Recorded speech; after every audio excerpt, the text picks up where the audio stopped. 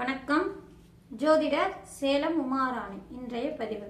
இன்னைக்கு பார்க்கக்கூடிய பதிவு என்ன அப்படின்னா, மிதுன லக்னத்திற்கு கூட்டு கிரக சேர்க்கை தரும் யோகத்தை பற்றி பார்க்கலாங்க. இப்போ லக்ன வாரியா பார்த்துட்டு வரோம் இல்லைங்களா? இப்போ மிதுன லக்னத்துக்கு பார்க்கலாம். இந்த மிதுன லக்னத்தில் பிறந்தவங்களுக்கு எந்தெந்த கிரகங்கள் கூட்டு சேர்ந்திருக்கும் போது அவங்களுக்கு அவங்களுடைய திசா காலங்களை எந்த மாதிரி பலன்கள் கொடுக்கும், எந்த கிரகங்கள்லாம் சேர்ந்திருந்தால் யோக பலன்கள் கொடுக்கும் அப்படின்னு இந்த பதிவில் விரிவாக பார்க்கலாங்க. இப்போ மிதுன லக்னம் அப்படின்னு எடுத்துட்டா அந்த லக்னத்துக்கு அதிபதி யாரு அப்படின்னு எடுத்துட்டா புதன் பகவான் ஆவார். அந்த லக்னத்தில் பாருங்க, எந்த கிரகமும் நீச்சமும் இல்லை உச்சமும் இல்லை. அந்த மிதுன லக்னத்தில் அந்த மிதுன லக்னத்தில் என்னென்ன நட்சத்திர பாதங்கள் இருக்கு அப்படின்னு எடுத்துக்கிட்டான்னா, மிருகசீரிடம் 2 பாதம், அதாவது மிருகசீரிடமானது நட்சத்திரமான செவ்வாய் பகவானுடைய நட்சத்திரம் 3ஆம் பாதமும் 4ஆம் பாதமும் அந்த மிதுன ராசியில இருக்குங்க. அடுத்தது ராகுவின் நட்சத்திரமான திருவாதுரை நட்சத்திரம் 1, 2, 3, 4 இப்படி 4 பாதமும் அந்த ராகு பகவானுடைய திருவாதுரை நட்சத்திரம் 4 பாதம் இருக்கு. அடுத்தது புனர்பூசம் குரு பகவானுடைய நட்சத்திரம் 1, 2, 3 இந்த 3 பாதமும் அந்த குரு பகவானுடைய நட்சத்திரம் அங்கே இருக்குங்க. மொத்தம் 9 பாதங்கள் அந்த மிதுன லக்னத்தில், அதாவது ராசியில் இருக்கு. இப்போ மிதுன லக்னத்தில் பிறந்தவங்களுக்கு மிதுன லக்னத்தை அதிபதியான புதன் பகவானுடைய தன்மை எப்படி இருக்கும் அப்படின்னு எடுத்துக்கிட்டாங்கன்னா, அவங்களுக்கு பாருங்க, புதன் பகவான் அப்படிங்கிறவர் ஒரு அழிகிரகம். புதன் பகவான் பொறுத்த வரைக்கும் பாருங்க, அழி கிரகமாகவே இருந்தாலும் அந்த கிரகம் யாரோடு இணைகிறாரோ அது தன்மையெல்லாம் மாறிடுவார். அப்படி தன்மை கொண்டவரே அந்த புதன் பகவான். அது மட்டும் இல்லைங்க, புதன் பகவான் அப்படின்னு எடுத்துக்கிட்டா புத்திசாலித்தனம் அதிகமாக இருக்கும் அந்த புதன் பகவானுக்கு. அப்படிங்கிறது நிர்வாக திறமை அதிகமாக இருக்கும் புதன் பகவானுக்கு. அடுத்தது புதன் பகவான் கல்விக்கு காரகர், தாய்மாமனுக்கு உறவு நிலை கொண்டவரே புதன் பகவான் ஆவார். அப்பேற்பட்ட புதன் பகவான் உங்கள் லக்னத்துக்கு அதிபதியாக வரக்கூடிய அமைப்பு அப்படின்னா, அந்த ஜாதகருக்கும் பாருங்க கல்வியில நாட்டம் அதிகமாக இருக்கும். ஒரு சிலருக்கு பாருங்க நல்லா படிச்சிருப்பாங்க, நல்ல புத்திசாலித்தனம் அதிகமாக இருக்கும். அந்த புதன் தன்மை பொறுத்தே அவங்களுக்கு இருக்குங்க. ஆனால் ஒரு சிலரும் படிப்பு கம்மியாக இருக்கும். ஆனால் அவங்களுடைய நடந்துக்கிற விதெல்லாம் பாருங்க ரொம்ப படித்தவர மாதிரியே நடந்துக்குவார்.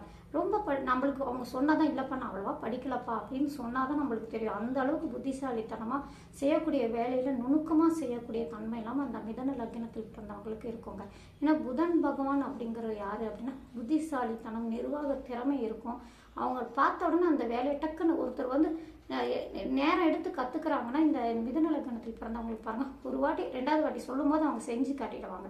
அந்த மாதிரி புத்திசாலித்தனம் அவங்கள அதிகமாக இருக்கும். அந்த மாதிரி ஆற்றல் கொண்டவங்களாகவே அந்த மிதுன லக்னத்தில் பிறந்தவங்களா இருப்பாங்க.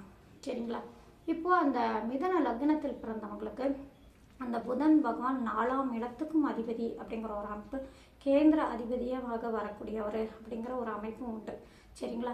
இப்போ இந்த மிதுன லக்னத்தில் பிறந்தவங்களுக்கு எந்தெந்த கிரகங்கள் எல்லாம் சேர்ந்து இருக்கும் போது என்ன மாதிரி பலன்கள் கொடுக்கும், என்ன மாதிரி யோகங்கள் கொடுக்கும், எந்தெந்த கிரகங்கள் அவங்களுக்கு நன்மையும் அதிகமாக தரக்கூடிய அமைப்பெல்லாம் உண்டு, எந்த கிரகங்கள் பாதிக்கப்பட்டு இருந்தாலும் அவங்களுக்கு யோகம் தரக்கூடிய அமைப்பெல்லாம் உண்டு அப்படின்னு விரிவாக இந்த பதிவில் பார்க்கலாங்க. சரிங்களா? இப்போ மிதுன லக்னத்தில் பிறந்தவங்களுக்கு பாருங்க, லக்னாதிபதியான புதன் பகவானுடைய திசா காலங்களும் நன்மையும் யோகத்தையும் அதிகமாக தருங்க. சரி, இந்த புதனோடு யாரெல்லாம் இணைந்திருந்தால் நன்மையும் யோகத்தை கொடுக்கும் அப்படின்னு எடுத்தோன்னா, இந்த புதன் பகவான் பொறுத்த வரைக்கும் தனித்த புதனாக இருக்கும்போது கொஞ்சம் பாதிப்பு கொடுக்கக்கூடிய வாய்ப்பு உண்டு. சரிங்களா? லக்னாதிபதியாக இருந்தாலும் தனித்த புதன் கேந்திர அதிபதியாக வரக்கூடிய, அதாவது லக்னத்தை விட்டுருங்க, லக்னாதிபதி பாதிப்பு கொடுக்க மாட்டார். இப்போ லக்னாதிபதி லக்னத்திலே இருக்கும்போது நன்மை தருவார், ஒன்றும் பிரச்சனை வராது, பாதிப்பு இருக்காது. சரிங்களா? சுய புக்தியில மட்டும்தான் கொஞ்சம் மந்தமாக இருக்கும். அடுத்தடுத்த வரக்கூடிய புக்திகளை யோகமான பலன்கள் கொடுத்துரும். அதுவே அந்த லக்னாதிபதியான புதன் பகவான் 4ஆம் இடமான கேந்திரத்தில் ஆட்சி உச்சம் பெறக்கூடிய அமைப்பு, 4ஆம் இடத்துக்கு வரக்கூடிய அமைப்பு கன்னியா ராசியில். அந்த இடத்துல தனித்து உட்காந்து திசை நடக்கும்போது கொஞ்சம் பாதிப்பு, பிரச்சனைகள், படிப்பில் கொஞ்சம் பிரச்சனை படிக்கக்கூடிய காலகட்டங்கள்லாம் வந்தால் கொஞ்சம் படிப்பில் கொஞ்சம் பிரச்சனைகள், அதில் கொஞ்சம் பொருளாதாரத்தில் நெருக்கடி, இந்த மாதிரி ஏதாவது ஒரு பிரச்சனை படிப்பு விஷயத்தில் இருக்கக்கூடிய வாய்ப்பு உண்டு. ஏன்னா புதன் கல்விக்கு காரர்களே அந்த ஸ்தானாதிபதி தானே, அந்த ஸ்தானத்தில் தானே ஆட்சியாக உச்சமாக இருக்கக்கூடிய அமைப்பு கன்னிராசி வரும். அப்படிங்கிறத 4ஆம் இடத்துக்கு அதிபதியாக இருக்கக்கூடிய சூழ்நிலை எப்படி பாதிப்பு கொடுப்பாரு அப்படின்னா அவர் கொடுப்பாருங்க. என்ன காரணம் அப்படின்னா அவர் கேந்திரத்துக்கு அதிபதியாக வரும்போது புதன் பகவான் சுபர் இல்லைங்களா, தனித்து உட்காந்துருக்கும் போது அந்த கேந்திராதிபத்திய தோஷத்தை கொடுத்துரும்.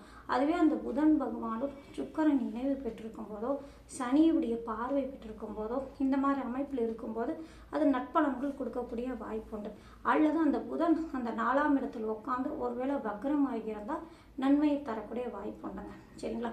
அல்லது சூரிய பகவானோட இணைவு பெற்றிருந்தாலும் நன்மை தரக்கூடிய வாய்ப்பு உண்டு. சரிங்களா.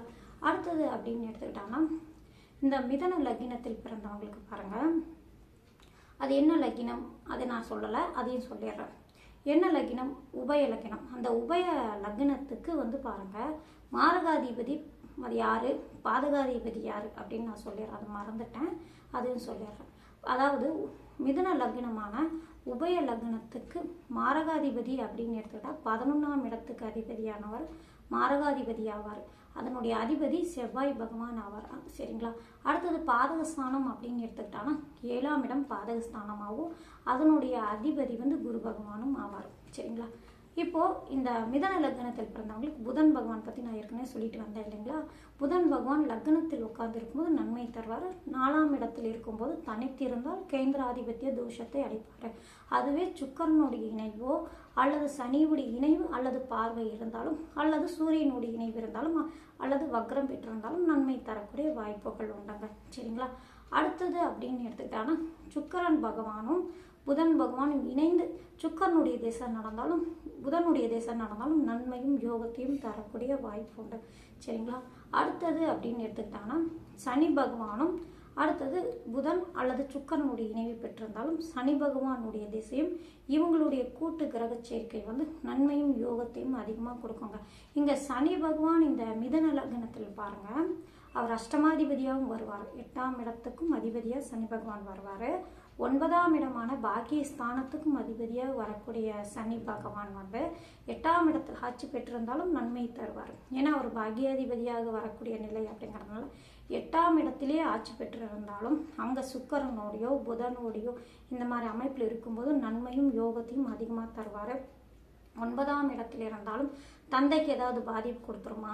ஏன்னா நம்ம ஜோதிட சாஸ்திரம் சொல்றது என்னன்னா 9ஆம் இடத்துல சூரியனையோ செவ்வாயோ சனியோ இருக்கும்போது தந்தைக்கு கேடு, தந்தைக்கு பாதிப்பு கொடுக்கும் அப்படின்னு சொல்லக்கூடிய அமைப்பு உண்டு இல்லைங்களா. அதனால அது சூரிய அந்த இடத்துல இருக்கும்போது சனி பகவான் இருக்கும்போது பாதிப்பு கொடுத்துருமா அப்படின்லாம் நினைக்காதுங்க.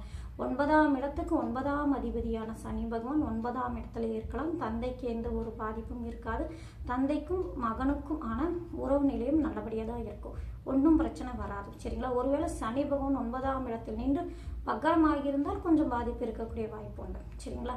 இப்போ மிதுன லக்னத்தில் பிறந்தவங்களுக்கு இந்த மாதிரி சனி பகவானுடைய சுக்கிர பகவானோ அல்லது புதன் பகவானோ இணைவு அல்லது பார்வை பெற்றிருந்தாலும் இவங்களுடைய கூட்டு கிரக சேர்க்கை நட்பலன்கள் அதிகமாக தரக்கூடிய வாய்ப்பு உண்டுங்க. பாதிப்பு இருக்காது. சரிங்களா. அடுத்ததான பாதகாதிபதியான குரு பகவானுடைய நிலைத்தன்மை பார்க்கலாங்க. இப்போ பாதகாதிபதியான குரு தசை நடந்தால் எந்த மாதிரி பலன் கொடுக்கும்? இந்த குருவோட இந்த லக்ன சுபர்களான சனி பகவான் புதன் பகவான் சுக்கிர பகவானுடைய பார்வை இணைவு இது எல்லாமே குரு பகவானுடைய திசைக்கு நன்மையை தரக்கூடிய அமைப்பு தாங்க. பாதிப்பு தராது. சரிங்களா. இவங்களுடைய இணைவு பார்வை சேர்க்கை ஏதாவது சம்பந்தம் பெறும்போது பாதிப்பு அதிகமாக இருக்குது. அதே போல் அந்த குரு பகவான் நீச்சமாகவோ வக்கரமாகவோ இருக்கும்போதும் பாதிப்பு இருக்காது. அவரோட இந்த அதிபதிகள் சம்பந்தம் பெற்றாலும் மிகுந்த நன்மையை கொடுக்கக்கூடிய அமைப்பு.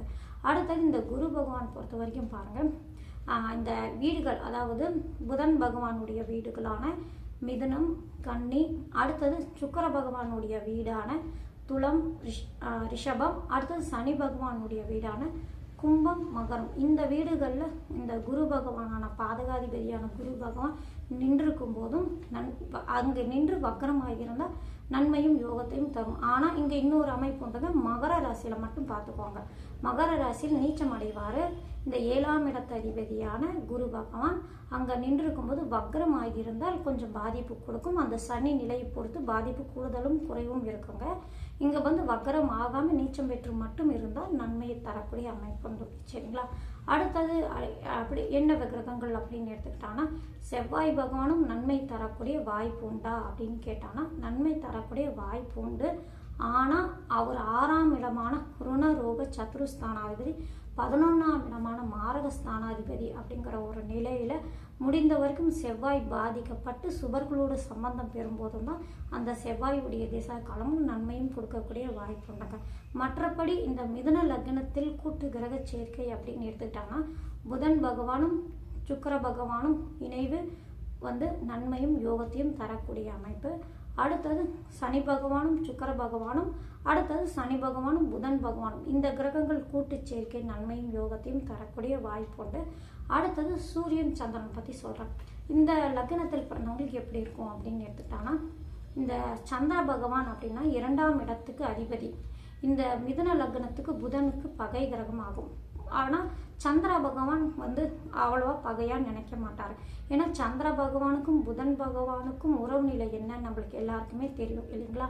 இந்த மாதிரி அமைப்பில் சந்திர பகவான் பொறுத்த வரைக்கும் புதனை தன்னுடைய பிள்ளை அப்படிங்கிற ஒரு அமைப்பில் தான் பார்ப்பாரே தவிர, ஆனால் புதன் பகவான் பகையாக தான் சந்திரனை நினைப்பார். சரிங்களா. இப்போ சந்திர பகவான் பொறுத்த வரைக்கும் எந்த ராசியில் இருந்தாலும் பாதிப்பு தராது. சரிங்களா. இருந்தாலும் குருவோடு இணைந்து இருக்கும் போது, செவ்வாயோடு இணைந்து இருக்கும் போது அவங்களுடைய திசா காலங்களில் கொஞ்சம் பாதிப்பு கொடுக்கக்கூடிய வாய்ப்பு உண்டு. சரிங்களா. இவங்களோட சம்பந்தம் பெறாத சந்திர பகவானாக இருக்கும்போது, அடுத்தது லக்ன சுவர்களோடு சேர்க்கை பார்வை பெற்ற சந்திர பகவானாக இருக்கும்போது 2ஆம் அதிபதியுடைய தன்மையும் அவங்களுடைய திசா காலங்கள் அதிகமாக கொடுக்கும். 2ஆம் இடமான குடும்பஸ்தானம், வாக்கு, அடுத்தது அவங்களுடைய பொருளாதார நிலையை குறிக்கக்கூடிய அமைப்பு, இந்த மாதிரி அமைப்பெல்லாம் வர்றதுனால அந்த லக்னத்துக்கு 12ஆம் இடத்தில் உச்சம் பெறக்கூடிய கிரகம் அப்படிங்கிறதுனால அவங்களுக்கு நல்ல பலன்கள் கொடுக்கக்கூடிய வாய்ப்பு உண்டுங்க. இருந்தாலும் அந்த புதன் அவனுடைய சம்பந்தம், சுக்கரனுடைய சம்பந்தம், சனியோடைய சம்பந்தம் பெறும்போது யோக பலன்கள் கொடுக்கும். செவ்வாய் குருவோட சம்பந்தம் பெறும்போது கொஞ்சம் பாதிப்பு கொடுக்கக்கூடிய வாய்ப்பு உண்டு. அடுத்தது சூரிய பகவான். சூரிய பகவான் பொறுத்த வரைக்கும் இந்த லக்னத்துக்கு பாருங்க நட்பு கிரக அமைப்பு. புதனுக்கு சூரியன் நட்பு அப்படிங்கிற ஒரு அமைப்பில் சூரிய பகவான் நன்மையும் தரக்கூடிய வாய்ப்பு உண்டு. 3ஆம் இடத்ததிபதி, வெற்றி ஸ்தானாதிபதி அப்படிங்கிற ஒரு அமைப்பில் புதனோட சுக்கரனோட இணைவு பெறும்போது நன்மையும் யோகத்தையும் அதிகமாக கொடுக்கக்கூடிய வாய்ப்பு உண்டுங்க. சூரிய பகவானுடைய திசை இவங்களுடைய லக்னத்துக்கு நட்பு கிரகங்களுடைய சேர்க்கை பார்வை பெறும்போது நன்மையை கொடுக்கும். குரு செவ்வாயோடு சம்பந்தம் பெறும்போது சூரிய பகவானால் கொஞ்சம் பிரச்சனை பாதிப்பு தரக்கூடிய வாய்ப்பு உண்டுங்க. இப்போ இந்த மிதுன லக்னத்தில் பிறந்தவங்களுக்கு கூட்டு கிரக சேர்க்கை அப்படின்னு எடுத்துக்கிட்டாங்கன்னா, இந்த கிரகங்கள்லாம் நல்ல அமைப்பில் இருக்கும்போது அவங்களுடைய திசா காலங்கள் அது அவங்களுடைய திசா காலம் யோகமான பலன்களை அதிகமாக கொடுக்கக்கூடிய வாய்ப்பு உண்டுங்க. நன்றி, வணக்கம்.